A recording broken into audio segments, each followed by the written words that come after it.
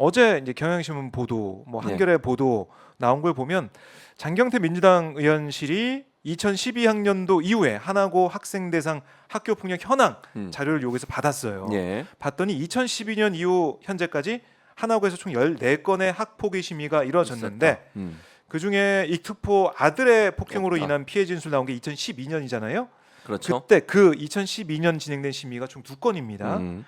2012년 11월 29일 장난감 총 등으로 위협적인 태도를 취한 사건이 있었고 네. 2012년 12월 20일 신체가 작다고 놀리자 주먹으로 뒤통수를 때린 사건. 이 두 건에 대해서 학폭위 심의가 진행됐는데 예. 두 사건 모두 조치 없음으로 처리가 됐다는 겁니다. 근데 왜 그러냐? 사안의 심각성이 중대하지 않고 학폭위 심의 이전에 상호 간의 사과와 용서, 화해와 처벌 불원 등이 이루어진 경우다라고 설명을 했는데 자, 이런 두 가지 사례가 있는데요. 이동관 특보 아들 이 문제. 이동관 특보의 설명은 뭐였냐면 이게 화해해가지고 이게 처리가 돼서 담임선에서 이제 끝나 상황이고 학폭위까지 그래서 안 간 거다.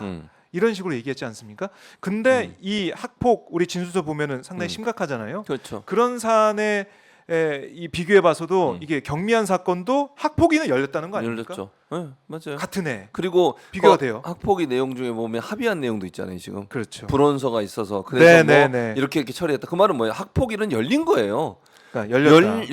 열려서 그리고 나서 결정을 어떻게 한다는 거잖아요. 지금. 그렇죠. 열리긴 열렸다. 그렇죠. 학폭위가. 열리긴 열렸다는 거예요. 근데 네. 이동관 수석은 합의가 되고 이래서 열리지도 않았다는 거예요. 이게 과연 형평성이 맞냐는 거예요. 아하. 지금 아까 말씀하신 그 두 건만 봐도 지금 이동관 수석 아들 관련해서는 훨씬 더 중한 그런 이제 학폭이라고 볼 수 있는 거잖아요. 진술 내용을 보면. 진술서 내용을 보면. 내용을 보면 그 당시에 네. 밝혀진 진술서 내용을 보면 그런데 그런 내용은 학폭위가 전혀 열리지 않고 아까 말씀한 그 두 건 같은 경우는 학폭위가 열렸단 말이에요. 네. 그것도 지금 이동관 수석이 주장하는 것처럼 그 특보가 지금 이동관 특보가 주장하는 것처럼 합의되고 서로 쌍방간에 뭐 잘 지내기로 했다. 네. 그래서 안 늘렸다. 이렇게 얘기했잖아요. 네. 그런 내용도 있었거든요. 근데 그런 내용이 있음에도 불구하고 학폭위는 열렸잖아요. 아까 보니까. 그 두 그렇죠. 건의 내용 중에 그럼 앞뒤가 안 맞는 거예요. 왜 그러면 이동관 그 특보의 아들만 학폭이 안 열리냐는 거예요. 그 자체는 누군가가 압력을 가하거나 아니면 누군가가 뭐 로비를 하거나 이런 방법이 아니라고 하면 과연 이런 일이 일어날 수 있을까 의문이 생긴다는 거죠.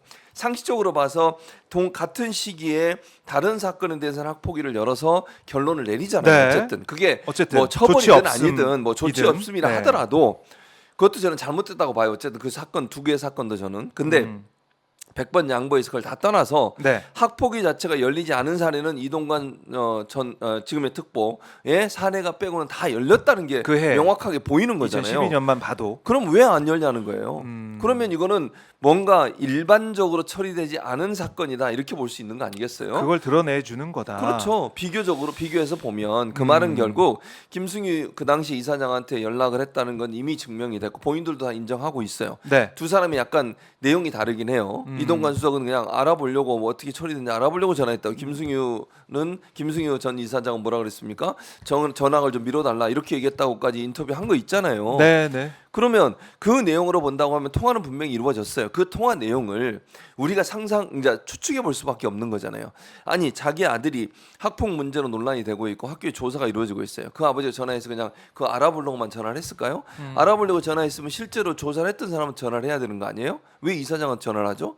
이사장은 최종적으로 결정만 하는 거예요. 실제 현장에서 그 사안이 어떻게 진행되는 담임 교사든 네. 아니면 그걸 실제 조사를 했던 담당하는 사람한테 물어봐야 되는 거잖아요. 근데 이사장은 최종 결재권자예요.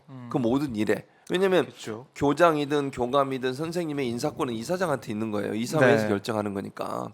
그러니까 최종적으로 어떤 결정을 내리는 학폭위의 결정이 내려지고 이사장은 그 학폭위를 운영하고 관리 감독하는 사람들을 영향을 미칠 수 있는 그 사람들에 영향을 미칠 수 있는 자리에 있는 사람이란 말이죠. 네. 그 사람한테 바로 전화한 거에 너무 이상하다는 거예요. 그건 진짜 그러면 지금 이동관 특보가 얘기하는 것처럼 어떻게 진행되는지 알고 싶어서 전화하는 게 아닐 수 있다는 거예요.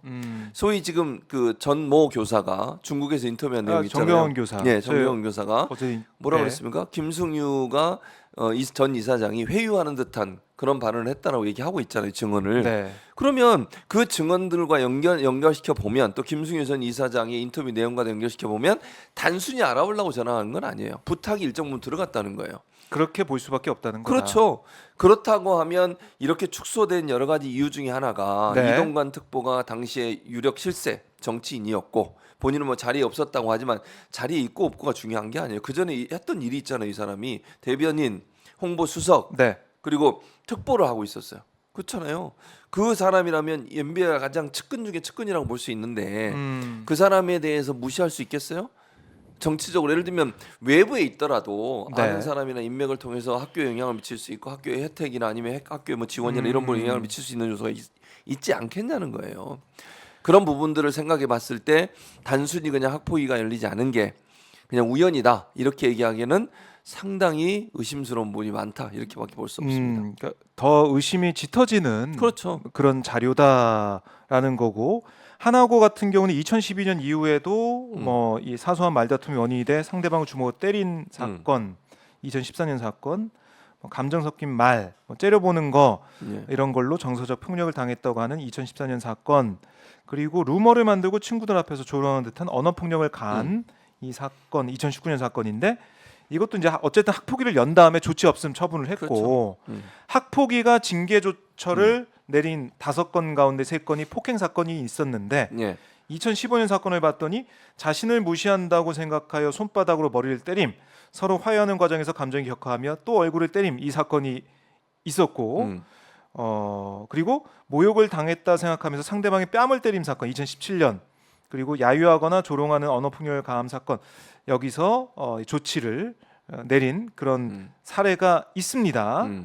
자, 그러니까 이렇게 보면은 이동관 특보 아들의 가해 사실, 진술서에 나타난 그런 사실 이걸 보면 이유 없이 뭐 팔과 가슴을 수차례 때렸다, 예. 침대에 눕혀서 밟거나 험악한 분위기를 조성했다, 목이나 머리를 잡고 흔드는 등의 폭력을 행했다, 책상에 머리를 300번 부딪히게 하는 등 행위를 했다, 뭐 친구를 때리라고 해서 약하게 때리거나 때리지 않으면 나를 때렸다, 이런 진술서에 있음에도 불구하고 학폭위조차 열지 않은 이 부분들, 이 뭐 그 2012년에 있었던 일, 뭐 그 이후에 하나고에서 벌어졌던 일들 다 종합해서 봐도 학폭위가 열리지 않은 것은 전혀 이해할 수가 없다. 당연하죠. 이렇게 결론 내릴 수가 있다는 거죠. 그렇죠. 그렇게밖에 결론을 못 내려요. 그러니까 그러니까 내용의 비교만 봐도 그렇잖아요. 뭐 얼굴을 때렸다, 네. 한 번 때렸다, 또 화해하다 한 번 더 때렸다, 아니면 뭐 험한 말을 했다. 이걸로도 학폭위가 열리잖아요.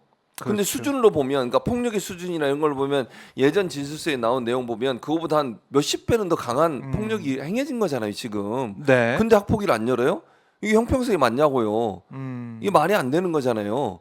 그리고 그래서 서울교육청에서도 조사 끝나고 나서 교감을 고발했던 이유가 학폭위를 열지 않았기 때문이에요. 그게 잘못됐다는 거잖아. 네. 규정에 보면 학폭위를 반드시 열게 돼 있었고 그런데 그 규정을 지키지 않고 학폭위를 열지 않고 그냥 무마했던 것 자체가 잘못됐기 때문에 고발을 한 거예요. 네. 그럼 서울교육청에서 봤을 때도 이거는 규정을 지키지 않은 사례다라고 얘기할 수밖에 없는 거 아니겠어요? 그럼 학교가 왜 그렇게 다른 사안에 대해서는 열심히 학폭 열어가지고 뭐 혐의 없음이 아니지 뭐 조치 없음을 네, 조치 내리더라도 학폭위는 열잖아요. 규정이 있기 때문에 그런 거예요. 근데 그렇죠. 왜 굳이 그 이동관 지금 특보의 아들 문제에 있어서는 왜 학폭위를 열지 않냐고요. 그 자체가 문제예요. 그럼 이게 우연히 단순히 그냥 일어났을까? 그렇게 네. 보기 어렵다는 거죠. 이 사람이 만약에 정말 유력 정치인이나 그 당시에 유력한 정치적 영향을 갖고 있는 사람이 아니었다면 이런 일이 벌어졌겠냐는 거예요. 그렇게 볼 수 없다는 거죠. 네. 그러니까 이게 이제 이른바 이제 권력 근처에 없는 그런 학부모 입장에서는 이런 사안들이 쭉 드러난 걸 보면은 아 정말 권력이 있어야 백이 있어야 이런 거 다 빠져나올 수 있는 게 아니냐, 그렇죠. 이런 생각에 정말 억울해하고 더 힘들어할 수밖에 없다 이런 생각이 그렇죠. 들어요. 그러니까 우리 사회가 네. 돈 많고 권력 많고 이런 사람들에 의해서 그 사람들이 기득권을 인정해주는 사회가 돼버린 거잖아요. 네. 그 사람들은 수단과 방법을 가리지 않고 다 빠져나고 정순신 사태도 마찬가지예요. 그렇죠. 정순신 변호사 사태도 본인이 아버지가 소송, 검찰 출신이고 법기술. 그러니까 변호사고 이러니까 네. 법을 잘 아니 그걸 이용해 가지고 사람을 계속 괴롭히는 거잖아요. 네. 그것 때문에 분노한 거예요 국민들이. 더 그러니까 사회적으로 지도층이라고 얘기하고 사회적으로 권력을 갖고 있는 사람은 더 겸손해야 되고 네. 다른 사람을 봉사해야 된다. 이게 기본적으로 우리 사회가 요구하는 요구잖아요.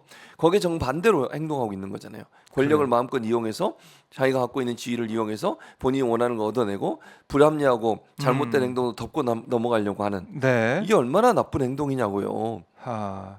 그래요. 이제 학폭 의혹 관련해서는 뭐 계속 아마 얘기가 나올 것 같고 뭐 선도위에서 결정했다면 선도위도 안 안 열렸잖아요. 열렸다고 한다고 해서 얘기를 했으니까 네, 이것도 참 그리고 담임 글쎄요. 선생님이 종결을 하더라도 뭘 써야 된대. 종결했다고 종결서 그것도 안 썼다면서요. 없다는 거고요. 그럼 뭐야 대체? 하나하나 해명이 다 잘못된 거예요. 그러면 이 특보의 이제 해명, 학폭 사건 논란에 대한 입장 여기에 이제 반박하는 그런 증언들, 그다음에 그런 입장들이 나오고 있기 때문에 이동관 특보가 또 어떻게 반박을 할지 이 입장도 한번 살펴보도록 하겠습니다.